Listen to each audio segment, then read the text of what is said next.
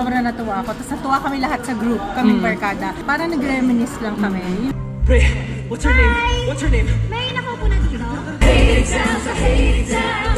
I wish that papers were never discovered. High school, and you really makes me. Ang daming klase, ang daming distraction.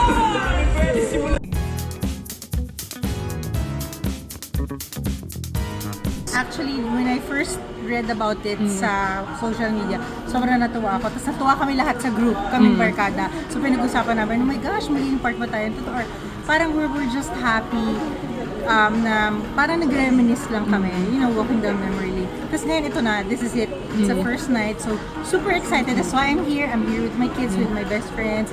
And I'm also excited kasi dadating din yung ibang barkada. So I was hoping na mako-complete kami. Like with JC also coming over from the States. Pero kahit na... Hindi ba? Wala siya? Wala pa. Pwede natin. Alam, mahaba pa ang run nito. So, malay mo, di ba dumating siya. Excited ako for everybody. And I'm here to support a few of my mga naka-work ko na tsaka parang mga anak ko na rin. Sino bang naka-work mo? Like si Andres, Okay.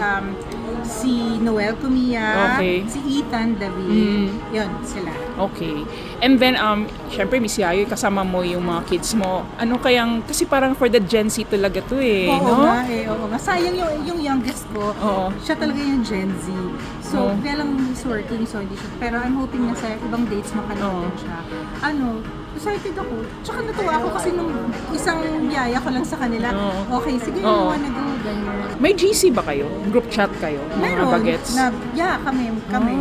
Kompleto naman kami. Fairness, kahit si Jobel, at saka si JC nasa group, kahit wala sila dito sa Philippines. Yung ex mo.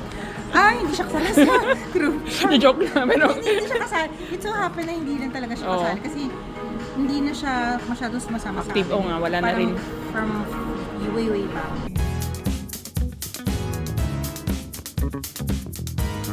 Wala lang. Bawal lang magpa-stress. Kasi everyday naman, di ba, may stress naman tayo. Once you wake up in the morning, may stress. Well, matulog, may stress. Wala lang. Parang I just let stress go. Parang I don't want stress consume me. Okay. Kumbaga parang gano'n lang. Happy disposition lang siguro talaga.